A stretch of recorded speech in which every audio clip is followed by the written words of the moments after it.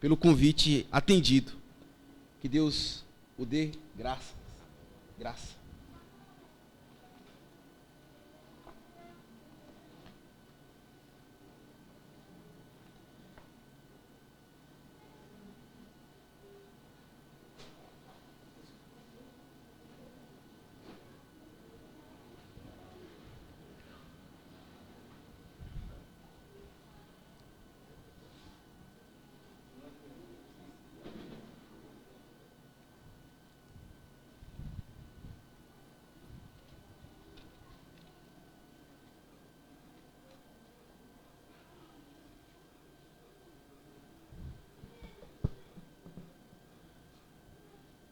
Irmãos, a graça e a paz do Senhor seja sobre as nossas vidas, como sempre tem sido e estado. De fato, uma alegria, uma satisfação, um prazer enorme poder retornar e estar com os irmãos nesse momento, nessa data tão importante. E agradeço a Deus, pela oportunidade dada a mim. Agradeço ao conselho na pessoa do pastor Tomás, por esse privilégio de poder revê-los, vir junto com Maíra, com João, menos cabelo e agora um óculos. Então, mudou algumas coisas, e o Pedro teve que ficar. Eu queria convidá-los a abrir a palavra do Senhor em Isaías 42. Não será uma exposição do texto, mas abordaremos alguns pontos à luz da palavra do Senhor para as nossas vidas, e assim faremos aplicações. Isaías 42.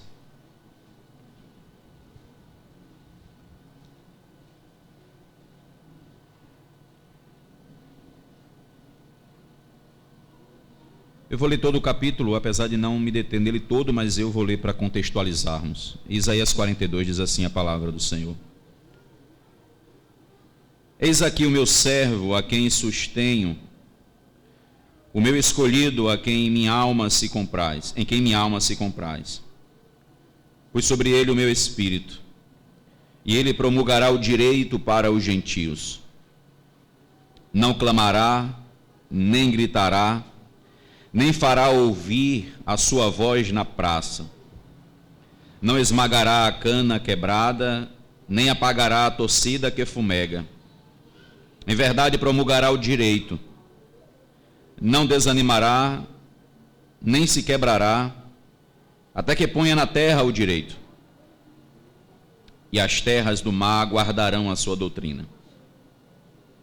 Assim diz Deus, o Senhor, que criou os céus e os estendeu, formou a terra e a tudo quanto produz, que dá fôlego de vida ao povo que nela está, e o espírito aos que andam nela.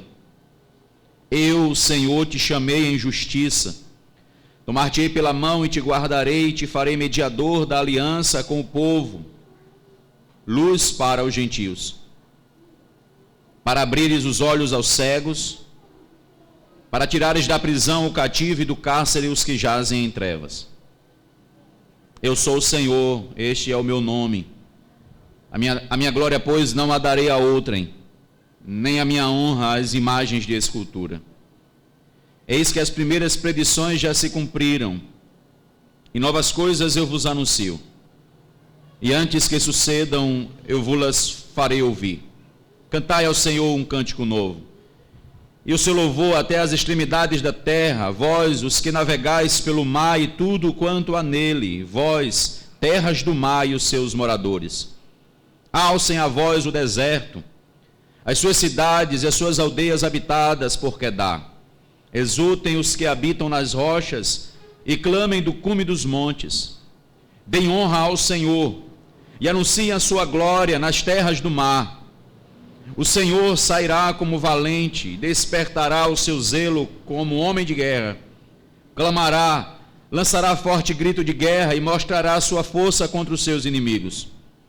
Por muito tempo me calei, estive em silêncio e me contive, mas agora darei gritos como a parturiente, e ao mesmo tempo ofegarei e estarei esbaforido. Os montes e os outeiros devastarei, e toda a sua erva farei secar. Tornarei os rios em terra firme e secarei os lagos. Guiarei os cegos por um caminho que não conhecem. Fá-los-ei andar por veredas desconhecidas. Tornarei as trevas em luz perante eles, e os caminhos escabrosos planos. Estas coisas lhes farei e jamais os desampararei. Tornarão atrás e confundir-se-ão de vergonha os que confiam em imagens de escultura, e as imagens de fundição dizem: vós sois nossos deuses. Surdos ouvi, e vós cegos olhai para que possais ver. Quem é cego como meu servo, ou surdo como o meu mensageiro, a quem envio? Quem é cego como meu amigo e cego como o servo do Senhor? Tu vês muitas coisas, mas não as observas. Ainda que tens os ouvidos abertos, nada ouves. Foi do agrado do Senhor, por amor da sua própria justiça, engrandecer a lei e fazê-la gloriosa. Não obstante, é um povo roubado e saqueado. Todos estão enlaçados em cavernas e escondidos em cárceres. São postos como presa e ninguém há que os livre. Por despojo e ninguém diz restitui. Quem há entre vós que ouça isto? Que atenda e ouça o que há de ser depois? Quem entregou Jacó por despojo e Israel aos roubadores? Acaso não foi o Senhor, aquele contra quem pecaram e nos caminhos do qual não queriam andar, não dando ouvidos à sua lei? Pelo que demorou sobre eles o furor da sua ira e a violência da guerra. Isso lhes ateou fogo ao redor, contudo, não entenderam. E os queimou, mas não fizeram caso. Amém. Oremos mais uma vez, irmãos. Santíssimo Deus, eterno, bondoso e glorioso Pai, Deus e Pai de nosso Senhor e Salvador Jesus Cristo, a quem devemos toda honra, glória e louvor. Deus que revelaste a Tua palavra, Deus que inspiraste, ó Deus, homens para fazê-la escrever toda. És o mesmo que ilumina a mente e o coração. E é o que nós agora clamamos, ó Deus, por graça e misericórdia, confiado nos méritos de Cristo. Edifica as nossas vidas, Senhor. Fala ao nosso coração. Fala à nossa mente. Mas também, ó Deus, transforma as nossas vidas. Para que não venhamos ser apenas ouvintes. Para que não venhamos apenas enxergar. Para que não haja apenas a cura, ó Deus, nos ouvidos e nos olhos, mas que haja a cura no coração e na alma. Para, ó Deus, fazermos a Tua vontade de acordo com o entendimento do Teu querer. Ó interpretador, és o mesmo autor. Fala conosco e traz, através da minha instrumentalidade, a interpretação e a aplicação correta. E naquilo que falhar, Senhor, por misericórdia e graça, ajuda-me na minha correção e também aos meus irmãos no entendimento. E que meus irmãos também não sejam apenas ouvintes, mas praticantes e observadores. E trabalhemos juntos nesse momento, debaixo da condução do Teu Espírito e para a glória do Teu nome. Em nome de Jesus. Amém. Queridos, não é didático na homilética começarmos o sermão com pergunta, mas eu vou fugir à regra hoje. E, de forma retórica, aplicar e perguntar duas coisas muito práticas. Devemos alguma coisa a Deus? Tudo. Deus nos deve alguma coisa? Nada. Chegamos a mais um ano de comemoração, de organização dessa igreja. O sustento do Senhor sobre a vida de vocês, sobre a vida de todos nós, me refiro como ministro desse presbitério, desse concílio, e podemos então agradecer a Deus por mais um ano de sua igreja organizada, por mais um ano de sustento da parte do Senhor. Não que merecêssemos, mas por pura bondade e graça de Deus. Podemos então chegar a esse momento e nos reunir para agradecer a Deus, e especialmente diante de praticamente 2 anos de uma crise mundial, de um juízo e de uma disciplina da parte do Senhor sobre as nações, sobre todos nós. Mas sobretudo diante da sua graça, do seu favor, da sua muita bondade. Devemos tudo a Deus. Devemos tudo ao Senhor. Olhando para o livro de Isaías, se Levítico é um livro de liturgia de Israel, se Levítico é um livro litúrgico, se os salmos são o inário do povo de Deus, no Antigo Testamento Isaías é o Evangelho assim descrito. Nós temos nesse livro várias mensagens da parte de Deus, apenas para contextualizarmos aqui rapidamente, que dão ao povo esperança, que dão ao povo uma mensagem de esperança, a qual eles são aqui por Deus sustentados. O contexto deles estão às portas de um cativeiro e irão ao cativeiro babilônico, e nesse anúncio de juízo, Deus já anuncia a salvação. Nesse anúncio da condenação ou do castigo de Deus, ele anuncia, ele promete ao povo as suas bênçãos. Em todo momento nós podemos perceber nas Escrituras essa realidade. É assim desde o Éden. O homem morre em delitos e pecados e Deus logo promete restauração. E assim então nós vamos estudar e nós vamos ler toda a Escritura dessa forma. E aqui então existem pontos interessantes, e você que já leu vai lembrar do que eu vou falar agora. Um homem que é levantado cerca de quase 200 anos antes, Ciro, que vai ser um libertador de Israel. Porque aqui ele vai ser anunciado como aquele que vai vir, vai destruir o império babilônico, e agora como rei e governante persa, ele vai libertar o povo de Israel, assim como os demais povos, e mandá-los de volta para casa. Os 70 anos de cativeiro de Israel iria acabar. Mas o foco nosso não é esses 70 anos, mas eu queria observar com os irmãos o refrigério que nós podemos ter, a segurança e a paz que nós podemos ter, mesmo enfrentando o cativeiro, mesmo enfrentando as angústias, quaisquer que sejam elas, quaisquer que sejam as lutas, as tristezas, as decepções, quaisquer que sejam as dificuldades, quer sejam elas diretamente como disciplina da parte do Senhor por nossos pecados, ou como instrumento nas mãos de Deus para crescimento em graça, como foi na vida do servo do Senhor, como foi na vida de Jó. Então, aqui nós podemos olhar e perceber que o povo escolhido de Deus, ele vai então receber da parte de Deus essa promessa, e muito mais do que Ciro, o libertador, a figura que Isaías usa, e aqui especificamente no capítulo 42, é o Senhor Jesus Cristo. Essa promessa agora que de 200 anos para Ciro, ela vai se tornar cerca de 600 anos para Cristo. Mas ele já anuncia, e de sempre ele anunciou, e agora novamente ele reforça essas profecias. Abra, por favor, deixe marcado aí, abra comigo em Mateus capítulo 12. Mateus capítulo 12. E eu queria ler primeiro Isaías de 1 a 4, que é onde nós vamos nos deter. E em paralelo eu queria ler Mateus 12, por isso eu pedi para deixarem aberto aí em Isaías, e volte-se para Isaías agora tendo marcado Mateus. Isaías, o nosso texto, o verso de 1 a 4 diz assim: Eis aqui o meu servo, a quem sustenho, o meu escolhido, em quem a minha alma se compraz.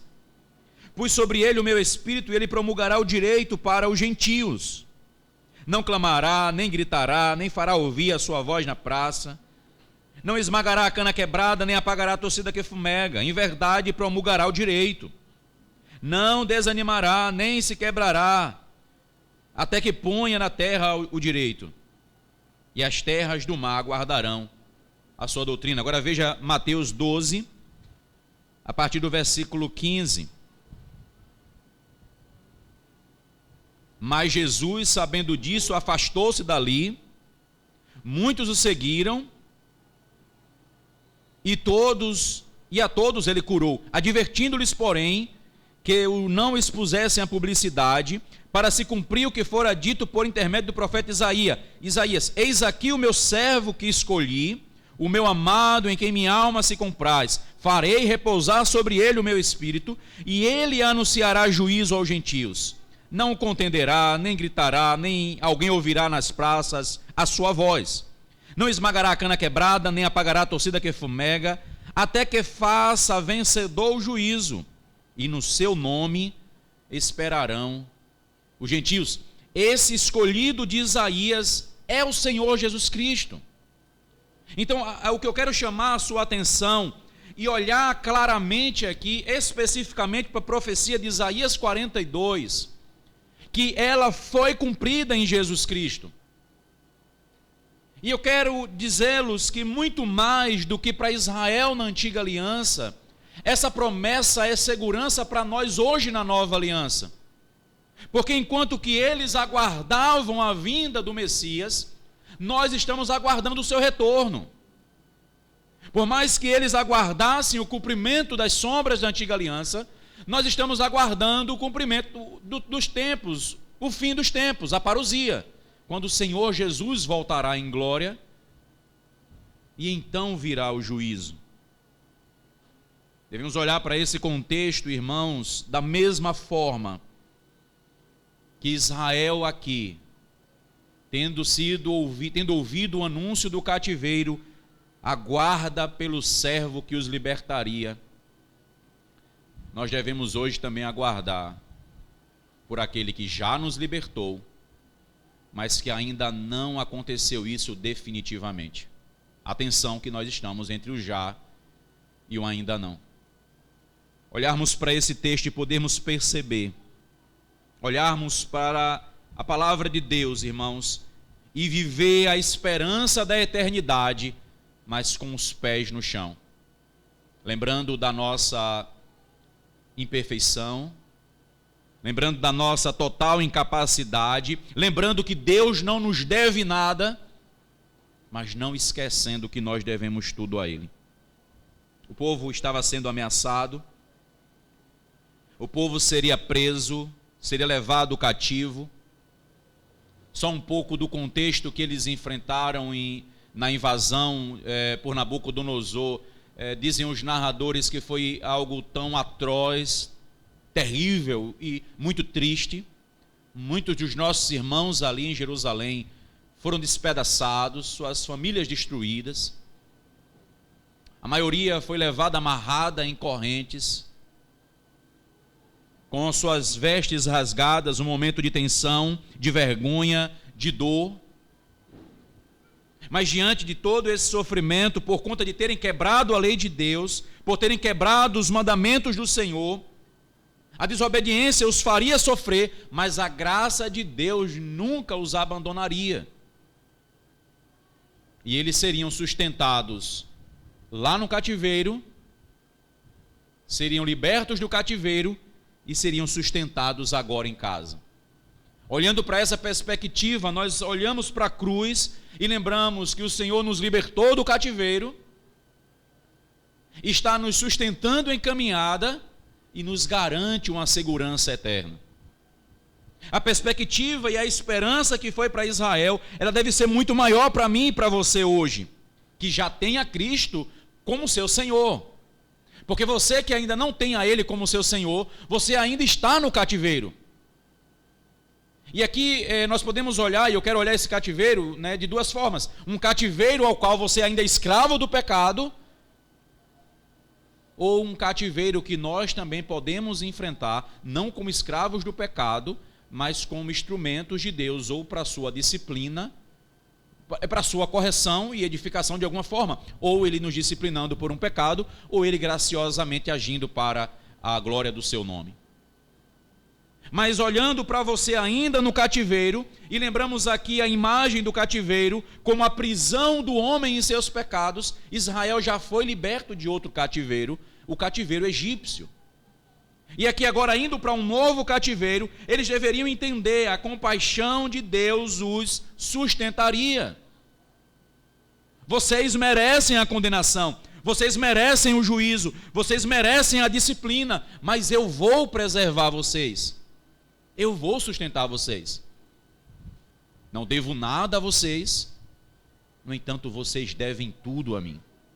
Então essa perspectiva, irmãos, ela deve conduzir a nossa vida em todos os anos. E agora, quando lembramos de mais um ano de organização dessa igreja e de 504 anos de memória da Reforma Protestante, nos dias aos quais nós podemos olhar para a igreja do Senhor na face da terra e realmente lamentar, ela está em trevas. O nome do Senhor é blasfemado entre os homens por causa da igreja, por causa daqueles que, de forma tão leviana, infiel, usam o nome do Senhor e até olham para o Senhor como Ele devendo tudo a nós, quando Ele não nos deve nada. E agora dizendo que nós não devemos nada a Ele, quando devemos tudo ao Senhor. A segurança do povo não é encontrada em realizar obras. A segurança do povo não é encontrada em sua liderança. A segurança do povo não é encontrada em sua estrutura física. A segurança do povo, ela é encontrada tão somente na compaixão e nas misericórdias do Senhor. O que diz o texto do Senhor, a palavra do Senhor? Jesus é o escolhido. Jesus é o servo do Senhor, o escolhido. A nossa confissão de fé, no capítulo 8, diz assim na seção tratando de Cristo, o mediador: aprove a Deus em seu eterno propósito escolher e ordenar o Senhor Jesus, seu Filho unigênito, para ser o mediador entre Deus e o homem, o profeta, sacerdote e rei, o cabeça e salvador de sua igreja, o herdeiro de todas as coisas e o juiz do mundo. E deu-lhe desde toda a eternidade um povo para ser sua semente, e para no tempo devido ser por ele mesmo remido, chamado, justificado, santificado e glorificado. A segurança da igreja de todas as eras, de todos os tempos, encontra-se tão somente no Senhor Jesus Cristo. A segurança das nossas vidas encontra naquele que, olhe para o texto, é descrito aqui como meu servo. Ele diz no verso 1, peço que leiam todos comigo: eis aqui o meu servo, a quem sustenho, o meu escolhido, em quem a minha alma se compraz, pus sobre ele o meu espírito, e ele promulgará o direito aos gentios. Esse que é o prometido, esse que é o servo, o escolhido, esse que é o sustentado, é o Senhor Jesus Cristo. E ele vai, e a palavra diz que pus sobre ele o meu Espírito, Espírito Santo que procede do Pai, o qual Cristo vai colocar sobre a igreja, e nós vamos entender que o Espírito que procede do Pai e do Filho.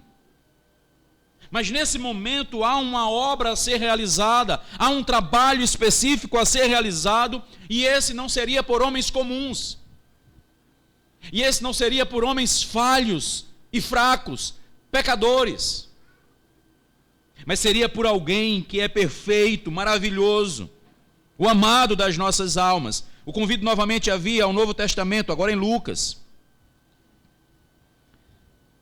Lucas capítulo 4, versículo 16. Lucas 4, versículo 16. indo para Nazaré, onde fora criado, entrou num sábado na sinagoga, segundo o seu costume, e levantou-se para ler. Então lhe deram o livro do profeta Isaías. E abrindo o livro, achou o lugar onde estava escrito: o Espírito do Senhor está sobre mim, pelo que me ungiu para evangelizar os pobres, enviou-me a proclamar libertação aos cativos e restauração da vista aos cegos, para pôr em liberdade os oprimidos e apregoar o ano aceitável do Senhor. Tendo fechado o livro, devolveu ao assistente e sentou-se, e todos na sinagoga tinham os olhos fitos nele.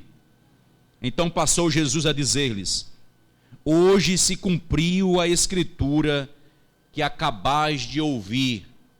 Quando Isaías, há 600 anos, no capítulo 61, falou de mim.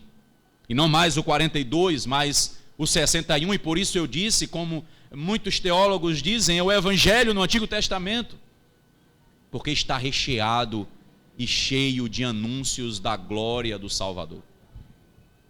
Está recheado e cheio de proclamações daquele que viria, daquele que é o Salvador do povo de Deus, daquele que seria o sustentado pelo próprio Espírito. O Espírito do Senhor está sobre mim. Em nenhum outro mais é possível dizer da mesma forma como a Cristo. Porque o Espírito do Senhor habita em nós, mas não na mesma medida. Mas como o nosso santificador, como o nosso sustento, sim. Mas não como um instrumento perfeito, porque esse nós não somos. Não como libertador, porque esse nós não somos. Nós temos um único libertador e mediador, o Senhor Jesus Cristo. Aquele que vem e cheio do Espírito, ou coberto, sustentado, diz Isaías 42:1, pus sobre ele o meu Espírito. As palavras do Senhor a Israel. Não é por amor a vocês, como ele diz em Ezequiel 36, não é por causa das obras de vocês, mas eu fiz isso, eu escolhi um servo. Jesus Cristo não é um plano reserva, Jesus Cristo não é uma segunda opção, Jesus Cristo é o plano eterno de Deus, desde antes da fundação do mundo. E na plenitude dos tempos, a vontade do Senhor se cumpriu, e Cristo esteve entre nós, e Cristo veio até nós, e então nos libertou. Deus estabeleceu o pacto com o povo que Ele mesmo escolheu desde antes da fundação do mundo. Um povo eleito e comprado. Um povo eleito e comprado quando eram inimigos, pois éramos inimigos quando Ele nos amou. Como Paulo descreve em Efésios 2, éramos filhos da ira, como os demais, e você que está conosco essa noite, se porventura tem alguém que não tenha Cristo como Senhor, você ainda é um filho da ira. Mas quero dizer a você que nós todos também éramos. E quero dizer a você também que não havia em nós nada que merecêssemos o amor dele, assim como também não há em você.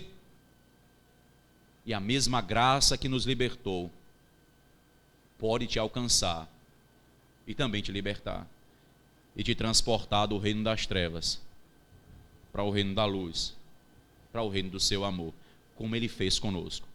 E hoje então podemos olhar e dizer: Cristo é o nosso libertador, Cristo Ele é o nosso Senhor, e é por causa dEle, tudo devemos a Ele. Tudo devemos a Ele, não só o respirar, e falar em respirar agora é muito propício, mas não só o respirar. Toda a nossa vida, tudo o que temos ou somos, vem do Senhor. E podemos olhar que não só as coisas boas aos nossos olhos, porque nós olhamos, e dizemos, isso é ruim, porque nós temos uma percepção carnal das coisas. Então é fácil a gente olhar e determinar, olha, isso é ruim, e eu não estou aqui dizendo que seja coisa boa a carne, mas olhar para Jó e dizer: louvado seja o Senhor que me deu e que tirou. Só alguém cheio do Espírito para poder fazer aquilo. Só alguém cheio do Espírito para poder então perder tudo como Jó perdeu, ter seus filhos todos mortos em um único dia, seus bens levados, ter a sua saúde tirada em um momento seguinte e poder dizer: o Senhor o deu, o Senhor o tomou, eu vim nu, nu voltarei, louvado seja o Senhor. Só alguém sustentado pelo Senhor. Não existem méritos no povo. Não existem méritos no povo. Você não merecia a salvação. Você não merecia a graça. Essa igreja não merecia completar mais um ano. Nós não merecíamos a vida. Mas Ele, por seu amor, tem nos dado muito mais do que merecemos. É interessante percebermos, irmãos, que não só as bondades e a graça, no sentido, não só as conquistas, elas são algo que não merecemos, os castigos também não estão ligados ao merecimento. E aqui eu quero explicar claramente isso. Tudo de bom que você recebe não o fez porque mereceu. Se você é alguém orgulhoso que bate no peito e diz: eu venci, achando que foi as suas forças, arrependa-se. O Senhor te fez vencer. O Senhor te fez trilhar os caminhos. O Senhor te fez chegar até aqui, te fez conquistar. A Ele a glória. Ele te deu, Ele te fez conquistar, Ele te salvou. Ele está te mantendo, Ele está te sustentando. Não foi máscara, não é álcool em gel, não é supostas vacinas. E supostas, eu estou entrando no método da discussão por conta das discussões que realmente se existem. Não sou aqui um negacionista. Mas de fato não há uma vacina. O que está acontecendo são experimentos de vacinas. E a nossa segurança não está nesses experimentos. Não estou dizendo que não tenha o sofrimento da angústia e a dor. Mas, no entanto, nada disso que recebemos por parte de Deus como graça e bênção são méritos nossos, mas são conquistados pelo Senhor Jesus Cristo. Da mesma forma, os castigos. Nós não recebemos castigos por mérito. Aí alguém diz: não, o pastor endoidou, saiu daqui, passou 6 anos fora, ficou doido. Não, se você recebesse o que você merece, você não existia mais. Nem o castigo que você recebe é por merecimento. Porque se não fossem as misericórdias do Senhor, você já teria sido consumido, eu não existiria mais, não estaríamos aqui. Nem os castigos e nem a bondade do Senhor em suas dádivas são por mérito algum. Nós somos sustentados inteiramente por sua graça e por sua misericórdia. A liderança dessa igreja não pode chegar e bater no peito dizendo: nós tivemos um plano para contornar a Covid. O governo da nação não pode chegar e dizer: olha, nós tivemos um plano. Deus, em sua infinita graça, nos conduziu em momentos de sabedoria ou em momentos de tolice, quando Ele ainda nos suportou. Quando íamos falhar, quando íamos então ser destruídos, e nem percebemos, o Senhor nos protegeu e nos guardou. Israel vai para o cativeiro, mas Israel vai para o cativeiro com alguém acompanhando a eles. O meu servo. Alguém que vai se levantar e vai libertar vocês. Então, irmãos, irmãs, homens e mulheres valorosos dessa igreja, ela não está em pé por sua causa. Se dependesse de você, essa igreja nem existia mais. Dependesse de você no sentido de méritos. E aqui não estou tirando os seus esforços do trabalho. Pude contribuir em poucos anos aqui também. Mas o que mantém, o que está mantendo, não é o pastor de sua igreja. Não é o conselho de sua igreja. Não é a sociedade interna. Não é o seu patrimônio, não é a sua localidade, é a graça do Senhor sobre nós, sobre vocês. O Senhor em Lucas 17 diz que nós não passamos de servos inúteis. Quando alguém chegar e disser: terminei, completei, aí ele recebe um prêmio, servo inútil. Ei, mas terminei. Você fez apenas a parte que lhe cabe. Nós não temos glória alguma aqui. Nós temos que ter a postura igual a de João Batista. Importa que ele cresça. Importa que ele seja visto. Importa que ele seja exaltado, que ele seja adorado. E nós precisamos então entender: o Senhor nos comissionou para a manifestação da sua glória e não para o nosso nome.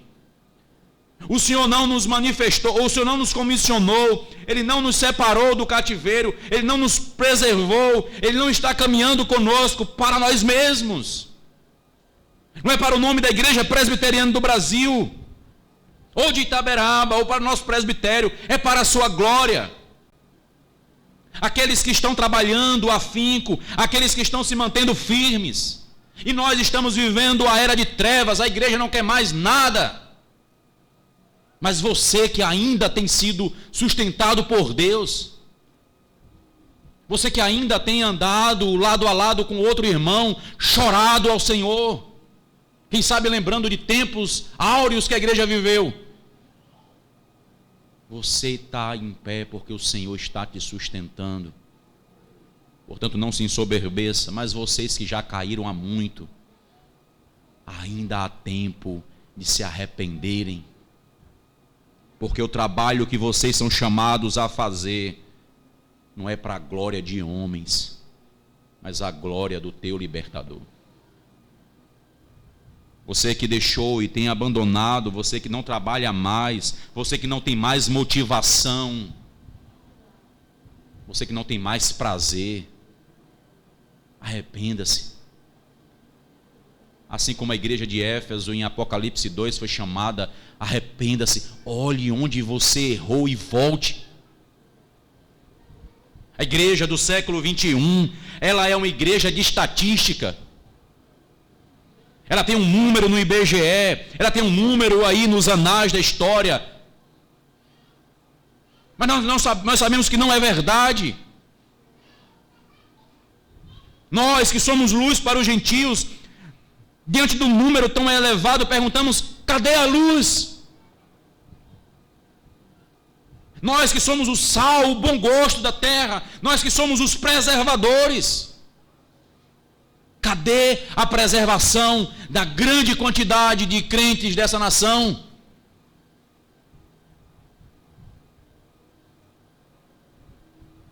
Em tempos de reforma protestante, ou de memorarmos a reforma, nós precisamos, irmãos, chorar pedindo a Deus que novamente nos assista.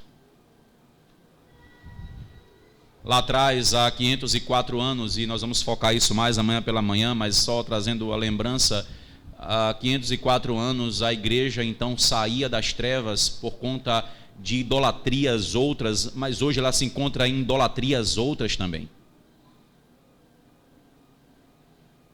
Lá atrás a igreja estava saindo de inquisições, lá atrás ela estava saindo de uma barganha, um evangelho vendido, uma salvação comprada, indulgências, méritos. Novamente hoje, indulgências, méritos. Lá atrás eram falsas revelações, lá atrás era um clero, era um bispo que dizia o que Deus tinha que dizer, e hoje a mesma coisa.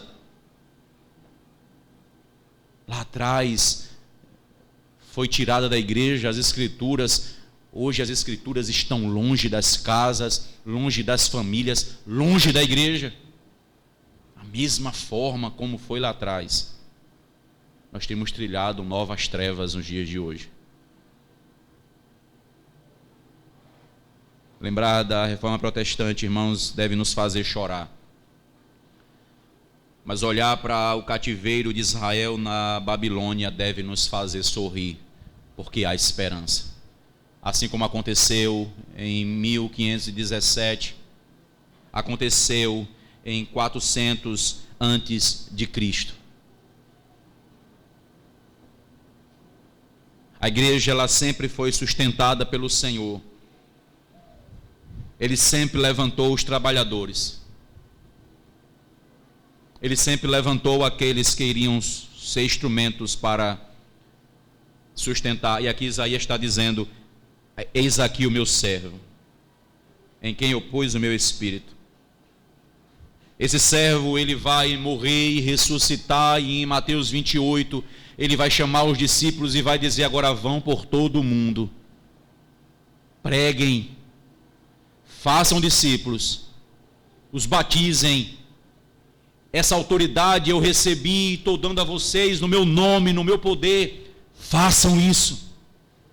E aqui nós, olhando para Isaías, eu quero que você olhe novamente, eu queria caminhar para observarmos 3 definições e aí trazer aplicações finais, que são as seguintes. Perceba como o trabalho de Cristo agora aplicado na igreja, à luz desse texto, como é que a gente pode ver aqui o trabalho da igreja. Perceba como Cristo age. Então, 3 observações aqui, que o escolhido agiu segundo a profecia. Primeiro, discretamente. Segundo, compassivamente. E terceiro, persistentemente. Discretamente, compassivamente e persistentemente. Leia comigo, por favor, o verso 2, todos juntos. Não clamará, nem gritará, nem fará ouvir a sua voz na praça. Cristo age discretamente. Perceba que é interessante a gente observar esses detalhes. E a Bíblia de Genebra, de Estudo de Genebra, diz que, comentando, esse versículo, diz: a forma do servo aqui trabalhar é uma forma gentil e paciente. Se você que já leu, você que já leu os evangelhos, você já leu a história de Cristo, você já percebeu e você viu que nele não há escândalos. Nele não há impaciência ou falta de gentileza. Um varão perfeito. E como é que ele chama a sua igreja agora para trabalhar? De forma discreta. Perceba que não estou dizendo de forma secreta. Crente que ninguém sabe quem é. Eu estou dizendo de forma discreta. Nós percebemos, irmãos, que há tempos os crentes, eles são preguiçosos. E vou ficar com essa imagem ruim somente. Se nós fôssemos caminhar aqui, nós iríamos citar várias outras coisas. Mas deixa eu pegar a preguiça e apontar para a falta de ser discreto, alguém que não é discreto.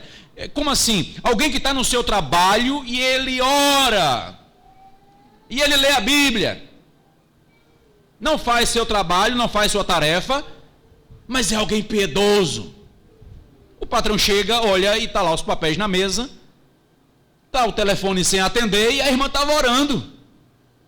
E o irmão estava lendo a Bíblia. Ora, você não é pago para orar e para ler Bíblia. E aqui eu estou olhando um ponto, irmãos, que levou a fama da igreja a que crente é preguiçoso. Nós temos que ter cuidado, porque a outra via também é muito perigosa, quando o crente ele é dado ao trabalho, ele é um capitalista no extremo. Porque ele pode ser um preguiçoso, mas ele pode agora viver para trabalhar. E eu creio que essa seja uma marca pior ainda, e a qual os presbiterianos mais possam se assemelhar. Porque presbiteriano não tem mais tempo para nada, é só para trabalhar agora. Mas a marca da igreja por muito tempo era alguém chegava para contratar e dizia: é crente, vixe, bota para fora. Não tem vaga não. Ô querido, já preencheu.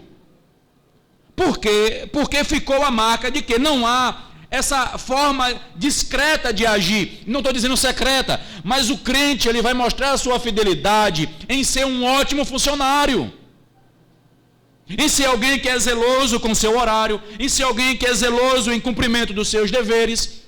Isso eu estou pontuando em questões particulares, mas a igreja da mesma forma.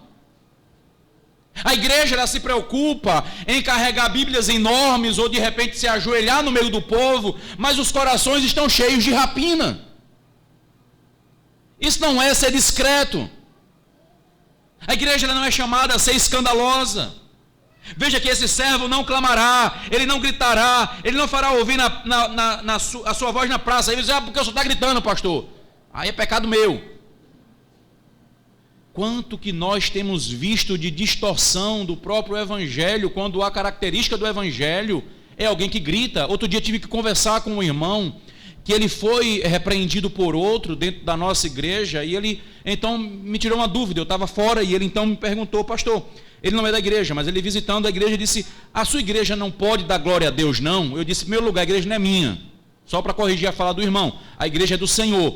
E na igreja do Senhor, nós damos sim glória a Deus, são glórias eternas. Agora, a minha glória a Deus, ela não tem que incomodar quem está do meu lado, ela é para o Senhor ouvir. A minha glória a Deus não é para que a rua ouça. A minha glória a Deus é para aquele que, sinceramente, que olhando meu coração de forma sincera, como um adorador sincero, está vendo o que eu estou dizendo a ele: louvado seja o teu nome, meu Senhor. Aí ele disse: mas a casa é de Deus. Eu disse: então fácil, eu posso chegar na sua casa e fazer o que eu quiser. Ele disse: não é minha casa. Eu falei a mesma coisa, a casa é de Deus e não sua. Na casa do Senhor nós fazemos o que Ele manda e não o que eu quero. E não há lugar nas Escrituras onde Ele me mande gritar ou lhe mande gritar. Pelo contrário, há fogo consumidor.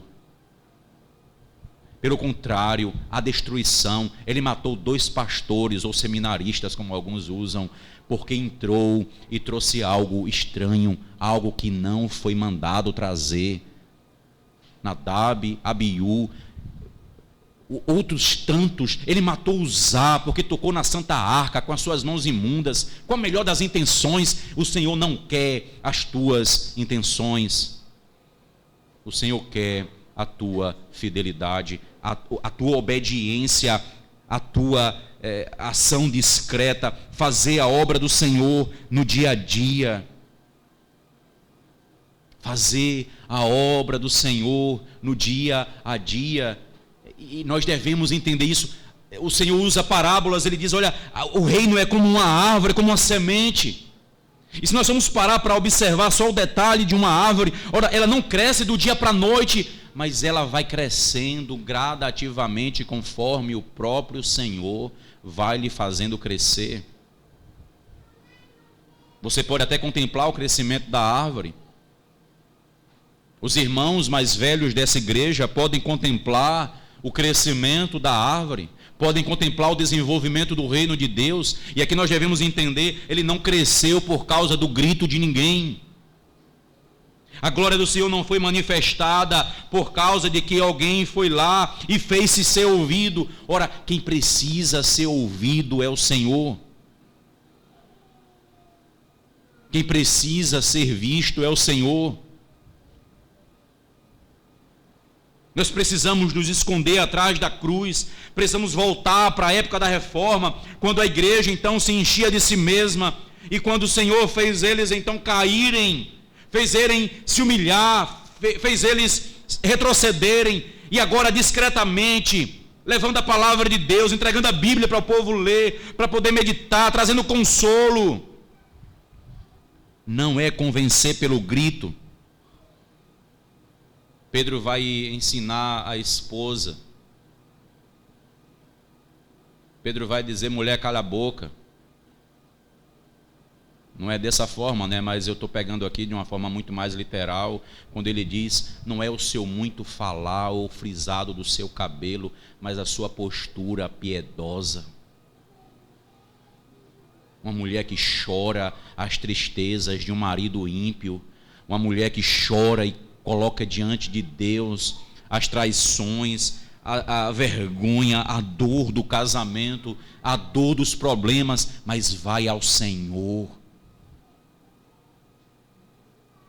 Ela não está botando o dedo na cara de seu marido, o xingando, o desrespeitando por mais dos seus erros, mas seria para ele um desrespeito. Ela, como sua submissa que deve ser, ela vai discretamente ao Senhor e diz: Senhor, me ajude na minha falta de fé, eu não estou aguentando, não tenho mais força, Senhor.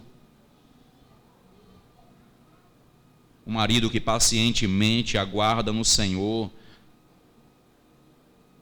e não luta contra o feminismo, aceitando o machismo. mas procura a postura bíblica. Diz a verdade para sua esposa em amor na hora certa. Diz a verdade para os seus filhos. Disciplina a sua casa no temor do Senhor. O pastor, sim, o pastor que não está preocupado, irmãos, com cara feia de quem quer que seja. Paulo disse: nós fôssemos agradar homens, nós não somos servos do Senhor. Nossa geração, uma geração cheia de irreverência. Uma geração incrédula, uma geração que não se submete à autoridade, uma geração ousada. Filhos rebeldes em casa, crentes rebeldes na igreja. Então é assim que nós devemos viver como evangelho. Mas cantamos alto. Cantamos alto, botamos grandes adesivos no carro ou nas camisas. Somos revolucionários, somos de Cristo. Mas é uma vergonha para o evangelho. Não tem o amor de Cristo, não é vigilante. Nós precisamos, irmãos, fazer o trabalho do Senhor de forma discreta, e discreta não é escondido, mas gentilmente, pacientemente, chorando, clamando dia e noite: Senhor, tem misericórdia. Quando você lê os evangelhos, você percebe que Cristo não gritava, mas a todo momento você vê ele se retirar para orar. Em todo momento o próprio Senhor saindo para estar sós com o seu Deus, com o seu Pai, e orava ao Senhor. Quantas vezes ameaçados de morte, ele não ficava a rebater, ele não ficava a discutir, ele fugia, ele se escondia, ele saía. Intrigante quando eu leio esses textos, que ele saiu, não conseguiram matar, queriam o precipitar de um despenhadeiro, mas ele conseguiu te disfarçar, saiu do meio. Eu fico tentando imaginar essa cena. Quando nós queremos, porque queremos mostrar o direito, nós queremos gritar, queremos ser vistos. E aqui não estou dando a mão, irmãos, aquilo que nós estamos vivendo em nossa geração, onde nós não podemos mais opinar contrariamente a ninguém. Onde nós temos uma geração onde a justiça está torcida, o direito está torcido, nós estamos vivendo em era de trevas. Onde você não pode mais dizer o que você pensa. Claro, eu não tenho que dizer o que eu penso para todo mundo, mas eu posso expressar minha opinião e respeitar a opinião do outro. Mas eu não tenho que me manifestar em rede social, eu não tenho que gritar nas praças para que eu seja ouvido. Se a melhor resposta é ficar calado, então é calado que eu tenho que ficar. Se a melhor resposta é falar, então eu terei que falar. Há tempo, diz o Senhor, para todo propósito. A igreja, ela quer apressar as coisas. Nós pastores, e eu confesso, nós queremos apressar as coisas, e eu tenho esse defeito. Nós queremos a resposta, nós queremos colher, mas nós não sabemos se nós vamos colher. Nós não sabemos se nós vamos colher. Nós não sabemos se Deus vai converter o coração de homens da igreja. Nós não sabemos se Deus vai converter o coração das mulheres da igreja. Nós não sabemos se nós vamos ter uma teologia tão saudável, um culto tão saudável, como nós até entendemos que deva ser. Nós não sabemos se Deus vai fazer. Então eu não tenho que gritar, eu não tenho que trazer a minha justiça além da justiça divina. Eu tenho que descansar naquele que é justo. Eu tenho que descansar naquele que manda um verme para matar quem quer que seja, como ele fez com Herodes. Eu tenho que descansar naquele que permitiu Paulo ser decapitado. Eu tenho que descansar naquele que permitiu Isaías ser cerrado ao meio. Eu tenho que descansar naquele que sustenta e que levanta homens e mulheres em poderes e governos tiranos. Isso não quer dizer que eu não tenha que orar e clamar e chorar, mas eu preciso descansar naquele que é o Senhor, e Ele não me deve nada. mas eu devo tudo a Ele. Eu preciso descansar e gentilmente, pacientemente trabalhar. Pacientemente trabalhar. Eu tenho aprendido a duras penas, pastor. E nós, em nossa geração de crentes, nós temos que ter muito mais paciência do que em outras gerações. Eu tenho recebido graça da parte de Deus para que nas minhas angústias e na minha falta de gentileza ou de paciência, eu aguardar no Senhor. Por vezes eu penso que um estudo bíblico deve ser mudado porque só foi 3 na igreja. E eu tenho aprendido a descansar no Senhor e dizer: não vai mudar nada. Porque nós temos que continuar o serviço do Senhor. E Ele vai amaldiçoar quem Ele quer amaldiçoar. Ele vai abençoar quem Ele quer abençoar. E eu preciso esperar, se é que Ele vai fazer. Porque pode ser que Ele não faça. Pode ser que Ele não faça. Mas não quer dizer que Ele não é. Ele é. E Ele age discretamente. Ele está aqui agora, sem nenhuma algazarra. Ele está olhando não só o teu corpo, se você está dormindo, se você está fazendo pouco caso da sua palavra, mas Ele está também vendo onde está a tua mente e o teu coração nesse momento. Ele te conhece, Ele te sonda, Ele me sonda, Ele sabe quais são as nossas motivações. Nele eu posso descansar, porque é misericordioso e gracioso. Segundo, irmãos, Ele age compassivamente. Aqui está a nossa segurança. Lê comigo o verso 3. Vamos ler juntos. Não esmagará a cana quebrada, nem apagará a torcida que fumega, em verdade promulgará o direito. Você já viu crente justiceiro? O cara chega e diz: eu vou jogar a última pá de cal. A gente não tem esse negócio. Eu não sei você, mas eu tenho muito isso ainda. É um miserável. A gente quer ver mesmo.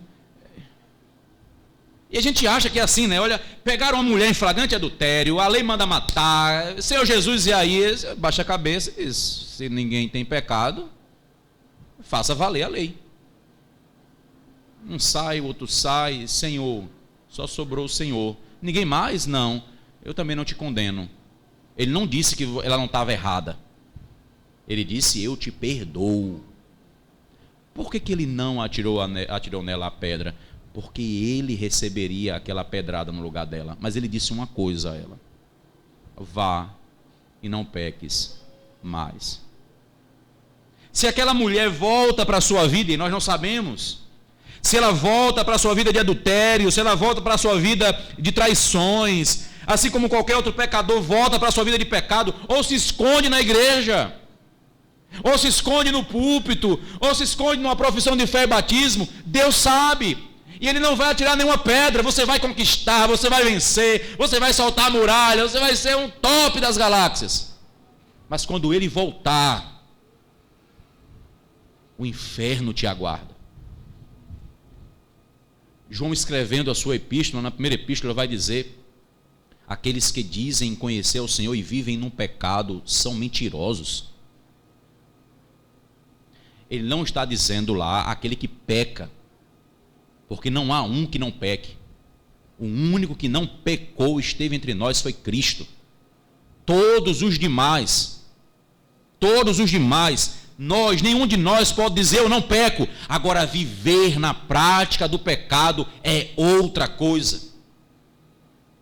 A prática do pecado, irmãos, é o cativeiro, e desse Cristo nos libertou. Então, se você está voltando aos rudimentos antigos, se você vive, então você nunca foi liberto. Você foi enganado, sua mente lhe enganou, você foi até convencido por alguma boa palavra, repetiu a oração de alguém, levantou a mão e agora acha que é crente. Perceba, Quando está dizendo aqui, ele não vai esmagar a cana quebrada, ele não vai apagar a torcida que fumega, e nessa noite ele está dizendo a você novamente: arrependa-se, porque você e eu somos essa cana quebrada, nós voltamos a pecar, mas há a oportunidade do arrependimento. Se confessarmos os nossos pecados, ele é fiel e justo para nos perdoar e nos purificar, mas isso não é álibi para você viver pecando. Saber que Deus é amor e viver nas trevas é leviandade mais cruel e perversa que se possa existir. É cuspir na cruz dele, é cuspir na face dele toda hora, porque foi dessa vida pregressa que ele me libertou. A igreja deve entender claramente isso. Israel vai para o cativeiro, Israel vai para a Babilônia, Israel vai ser quebrada, eles vão esmagar ela, vão humilhar. Basta você ler o Salmo 137, como cantar aqui, como ter felicidade em uma terra estranha, como as tristezas. Leia Jeremias, quando o profeta que vai viver antes e durante o cativeiro, leia Jeremias, veja a desolação. Leia Lamentações de Jeremias, veja como ele vai lamentar a tristeza. Parece que Deus os abandonou. Quebraram, Israel foi quebrado, o Senhor permitiu isso. O Senhor permitiu que Israel incendiasse, queimasse. Mas um fogo que estava purificando Israel. Uma cana que foi quebrada para que o Senhor a consertasse. Ele diz: eu sou aquele que faz a ferida e eu a ligo. Ele age compassivamente, cheio de compaixão. Aqui é um eufemismo negativo, né? Não esmagará, ou seja, ele vai curar. Veja, ele não está dizendo não vai ter dor. Ele não está dizendo não, Israel, fique tranquilo. Olha, meu povo, não existe isso. Essa mensagem é do falso evangelho. Essa mensagem é do falso evangelho. Que não há dor, que não há mais tristeza. Olha, você vai vir para cá, vai acabar tudo. Isso é mentira. Não estou dizendo que não haja capacidade ou poder, ele tem todo o poder para fazer o que ele quiser, mas em nenhum lugar ele diz que isso vai acabar. Não há um servo do Senhor, um filho de Deus sem cruz. Há um sem pecado, mas sem cruz não há um, porque o próprio Cristo padeceu, o próprio Cristo sofreu, enfermou em sua alma, angustiou, ele chamou discípulos para orar, dizendo: olha, eu estou aflito até a morte.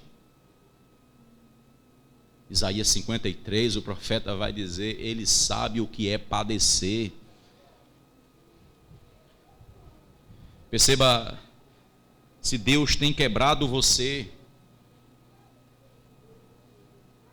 se Deus tem quebrado você, se Deus tem feito você queimar, e não como em outras teologias, tá? Não é cheio de fogo aqui não, esse fogo aqui que eu estou me referindo é o do texto.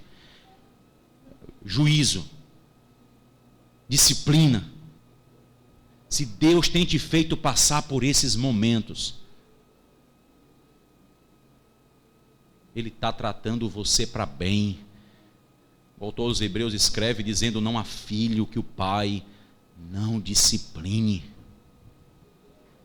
Mas fique tranquilo, o fogo não vai te destruir. Fique tranquilo, você está sendo quebrado, mas você não vai ser esmagado. Pode até que você morra, pode até ser que você morra nesse fogo ou nessa quebradeira que esteja passando. Pode ser, mas não há mais condenação para aqueles que estão em Cristo. Ele nunca nos garantiu e nunca nos disse que aqui não teríamos dores, mas pelo contrário, tenham bom ânimo. Eu venci. Vocês vencerão. Ele cura, Ele sara, Ele faz a ferida, Ele abre a ferida, Ele fecha a ferida. Quem é o instrumento de Deus, eu não sei. Covid, Satanás, não sei. Um acidente, um nascimento, uma morte, eu não sei que instrumento o Senhor vai usar, mas Ele é o Senhor. Podemos olhar e entender, Ele está tratando as nações com juízo, mas está tratando a sua igreja com disciplina. Enxergamos agora, irmãos, mais nitidamente, Deus falando por meio de circunstâncias, quando agora a nossa confiança está em subterfúgios humanos. Quando agora essa situação revelou, irmãos, onde está o nosso coração. Crente satisfeito com a igreja fechada, crente brigando, fecha a igreja. A mesma boca de Satanás, com ódio do evangelho. E aqui eu não estou dizendo que nós temos que ser irresponsáveis e desobedecer às autoridades, mas nós devemos, com sabedoria e discernimento, buscar respostas contrárias. Em nenhum momento nós em Impirá desobedecemos. Eu não me contive, eu não fui discreto, meu pecado mesmo, mas nós não desobedecemos. Todos os protocolos que foram passados, nós procuramos obedecê-los. Mas é lamentável você perceber crentes apavorados. E aqui eu não quero julgar se você foi um apavorado ou ainda é um apavorado ou apavorada. Não quero lhe tratar de forma leviana. Mas quantos que foram levianos e acharam melhor o conforto do seu sofá? Porque nos supostos cultos online poderiam estar ao bel prazer e dizer que estão adorando a Deus. Perceba, irmãos, que o Senhor está tratando a igreja. Olhamos para essa situação mundial e nós podemos ver juízo de Deus sobre os homens. Mas nós podemos olhar para a igreja e ver disciplina do Senhor. Onde está a confiança da igreja? Eu repito, nós não deixamos os protocolos. Mas nossa confiança não está no protocolo. A nossa confiança não está no protocolo que os homens passaram. E não por falta de respeito aos homens, até porque não há nenhuma comprovação. Não há nenhuma comprovação. Foi tudo passado, quero crer, com boa intenção. E nós seguimos.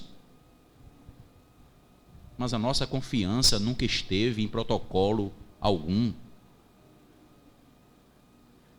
O Senhor quebrando, o Senhor torcendo, o Senhor fazendo queimar.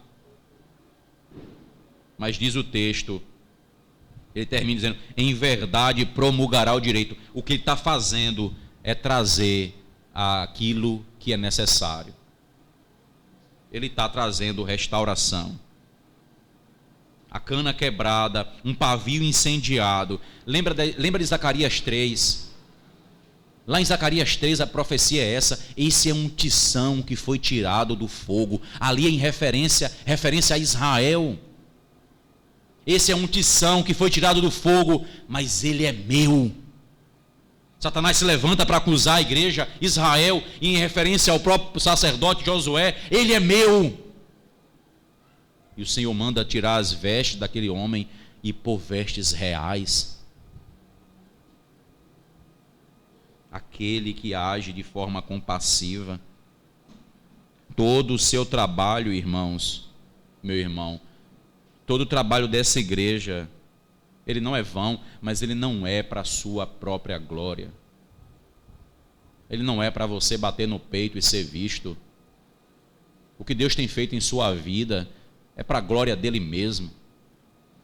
É para o louvor dele somente. E você não passa de um servo inútil, ao qual achou graça da parte de Deus, e você, como eu, pode dizer, louvado seja o Senhor, Ele tem agido comigo com compaixão, porque ainda me tolera, a mim tão fraco e falho, Ele ainda me tolera. Eu peco e Ele, como Pai, diz, eu te perdoo, mas não faça. Eu faço, e ele então me bate, ele me disciplina, ele me quebra, mas ele diz: agora venha para cá, você é meu, aprenda. Eu não sei como explicar isso, mas o autor dos Hebreus diz que Cristo aprendeu a obedecer com sofrimento. Ora, se Cristo, o Senhor da glória, o servo que é aqui escolhido, passou por isso, quem dirás eu e você? Quem dirás eu e você? E nós temos diferenças de fé, uns com mais fé, outros com menos fé, mas nós temos o tratamento do Senhor, que trata a nós da mesma forma, cheio de compaixão. A uns ele aperta mais, ele espreme mais, ele roda mais o amplificador, a outros ele alivia. Mas ainda cheio de compaixão. Ele não está exigindo. Ele não está exigindo, ele está ordenando. E aqui a exigência seria para um tirano. Ele está ordenando como pai: confie, me obedeça, acredite na minha compaixão e no meu amor. E por fim, o escolhido, ele age aqui de forma persistente. Leia comigo o verso 4. Não desanimará, nem se quebrará, até que ponha na terra o direito, e as terras do mar aguardarão a sua doutrina. Ele não vai se desanimar. E é interessante que, olhando à luz de Isaías 53, esse ânimo é tanto do pai quanto do filho, porque diz lá que o pai agradou moê-lo. Então há uma satisfação na obra que o filho realizou. O pai se sentiu satisfeito. Então não foi somente o filho que não foi desamparado. O pai que confiou o serviço ao filho também ficou satisfeito. E aqui nós podemos ver perfeitamente, irmãos, a completude de sua obra. Ele age persistentemente, mas olhando para a ideia de que ele completa, ele leva a fim aquilo que ele começou, como Paulo vai dizer, ele que começou a boa obra vai terminar. Então perceba aqui claramente, você que já foi salvo pelo Senhor, não foi você que se salvou, foi Ele. Eu já sei, mas agora não é você que está se mantendo, é Ele que está te mantendo. Perceba que não é a tua fé, não é a tua perseverança, mas é ser perseverado, ser guardado e preservado nele.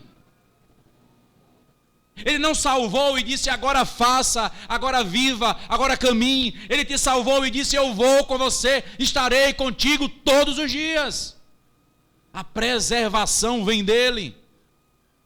Se ele retirar um pouquinho da sua graça, nós voltamos para a lama. Basta percebermos a vida de irmãos que ele permite, que ele tira um pouco da sua graça, não é porque são menos favorecidos, ou porque são mais pecadores do que eu, mas porque Deus permitiu. E agora eu preciso clamar: Senhor, não permita-me, porque quem sabe se não irei para pior do que ele.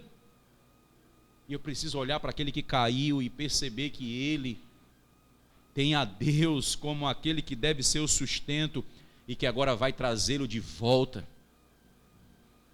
Porque ele age persistentemente, ele não desanima, ele não se quebrará. Por um momento Satanás achou que venceu na cruz, por um momento a igreja achou que venceu quando mandou matar Jesus, por um momento os judeus venceram, ou por um momento Roma venceu. Não, ele entregou o seu espírito, ele disse: eu tenho poder para entregar a minha vida e para reavê-la. Eu tenho poder, ninguém a tira de mim. Então ninguém o quebrou, ele se entregou, ele morreu por nós. Ele foi até o fim, ele cumpriu perfeitamente o que lhe estava proposto, morrer pelos seus irmãos. E ele morreu e ressuscitou, vitorioso, para completar, para trazer agora a nós a esperança eterna de que porque ele venceu, nós também venceremos. O fogo da Covid, ou a mão pesada de Deus da Covid, quebrando muitos, levou muitos para a glória e não estão mais entre nós. mas no dia da volta de Cristo ressuscitarão em glória, porque não serão esmagados. Porque não serão esmagados. Nós podemos até morrer nessa terra, e nós vamos morrer a qualquer momento. O salário do pecado é a morte, nós estamos destinados para ela, mas ela não nos vencerá, porque nós já a vencemos em Cristo. Aquele que começou a boa obra, ele diz: eu voltarei, eu vim para buscar vocês, e ele não mente, e ele não se engana, ele é imutável, ele é perfeito, ele é eterno, ele é persistente. Quantas vezes você fugiu dele? Quem sabe você que está aqui odiava crente, odiava igreja de crente, lei de crente, mas ele, de forma tão maravilhosa, gentilmente, compassivamente, persistentemente, ele te trouxe. Eu sei de alguns que foi como trazer pelos cabelos, agarrado, mas veio. Por ele conversar com o irmão, ele passou cerca de 1 mês e meio internado em coma de um acidente de carro. E um dia ele conversando comigo, ele disse: pastor, eu sei que aquele foi o momento em que Deus estava me tratando, porque eu não pensava outra coisa. Assim que eu acordei, que eu voltei a mim, não pensava em outra coisa, poder estar em casa para voltar para a igreja e poder me firmar aos pés do Senhor. Mas de repente você veio tão brandamente, Deus, o Senhor trouxe você, mas outros vieram, quem sabe, por momentos ou caminhos tão difíceis. Mas o certo é, irmãos, nenhum ele perderá de todos o que o Pai o deu. Persistentemente ele está trabalhando hoje, e não é porque a igreja está vazia, e não é porque a igreja não quer mais nada com sua glória, que ele não terá glória. Ele será glorificado, ele continuará sendo exaltado, ele continuará sendo rei. Por mais que digam feche a igreja, ele continuará sustentando o seu povo. E se fechar a igreja, se destruir o prédio, iremos para debaixo de árvore, iremos para a montanha, iremos para a caverna como na China, mas ele vai persistir com a sua glória, e ninguém tirará. A nossa segurança, a nossa certeza, irmãos, está nesse servo. Não está em sua fé, não está em você, está fora de você, mas está em você porque habita com você para sempre, porque somos templos do Espírito do Senhor. E ele mandou para além do mar, veja o que diz o verso: e as terras do mal o guardarão. Me permita dizer isso, aqui é a gente, viu? Saiu lá da Palestina, veio para Itaberaba. Saiu lá da Palestina, veio para o Brasil, foi para os confins do mundo. Comece em Jerusalém, mas vão até o fim do mundo. Vão para além do mar. Me deixe encerrar com outro texto bíblico. Abra, por favor, em Mateus, e aqui eu encerro. Mateus capítulo 4.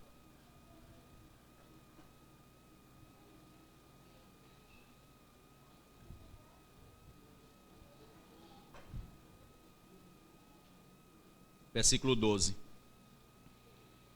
Mateus 4, versículo 12. Ouvindo, porém, Jesus que João fora preso, retirou-se para a Galiléia e, deixando Nazaré, foi morar em Cafarnaum, situada à beira-mar, nos confins de Zebulon e Naftali, para que se cumprisse o que fora dito por intermédio do profeta Isaías. Terra de Zebulon, terra de Naftali, caminho do mar, além do Jordão, Galiléia dos gentios. O povo que jazia em trevas viu grande luz, e aos que viviam na região da sombra da morte resplandeceu-lhes a luz. E aqui estamos nós, quando a igreja sai das trevas, 1517, ela vai alcançar o Brasil, ela chegará em algum momento. Ela veio quando Calvino, ouvindo o pedido, mandou aqui huguenotes e foram mortos no Rio. Ela veio quando holandeses chegaram aqui e no Recife e na Paraíba foram assassinados e mortos. Mas lá para frente, outros tantos viriam, como o próprio Simonton veio. E além mar, O Senhor continua a mandar os seus, além mais, Ele continua a levar luz aos gentios, persistentemente. E não vai ser você ou eu que vamos parar a sua glória ou a sua obra, porque Ele levantará outro. Porque nós não somos insubstituíveis, agora Ele o é, não há outro. Por isso, querido, se você não tem ao Senhor, arrependa-se. Largue mão dos seus ídolos. Largue mão de tudo que enganaram e mentiram você, porque não há esperança. Não há, vela não vai te salvar. Pedaço de madeira, de pau, teu carro, teu trabalho, tua escola, tua saúde, é mentira. Só há um. Só há um, e esse é o Senhor Jesus Cristo. A você que é crente e tem andado frio, arrependa-se. Porque o Senhor, Ele não vai deixar que você continue sem ser tratado. Ele vai girar o amplificador. E Ele vai te fazer trilhar os caminhos que Ele determinou. Então arrependa-se, volte-se, anime-se no Senhor e continue a propagar o Evangelho para a glória do nosso Deus. Amém. Vamos orar, passa a palavra ao pastor, peço que fique em pé, já chamo o pastor aqui à frente. Vamos orar então, peço que se coloquem em pé e oremos. Santo Deus e bendito Pai, glória seja dada ao Teu nome, Senhor. Obrigado, ó Deus, pelo nosso Senhor e Salvador Jesus Cristo. Obrigado, ó Pai, por Sua gentileza, por Sua compaixão e por Sua persistência. Porque se não fosse o Senhor, ó Deus, nós nunca estaríamos aqui e muito menos permaneceríamos, ó Deus. Muito obrigado por não abandonar-nos, ó Deus, e não abrir mão de nós. E nos garantir que das Tuas mãos ninguém nos roubaria do Senhor. Nem mesmo nós, porque nada pode nos separar do Teu amor. Por isso, ó Deus, louvado seja o Teu nome, hoje e sempre. Amém. Por assentar, irmãos.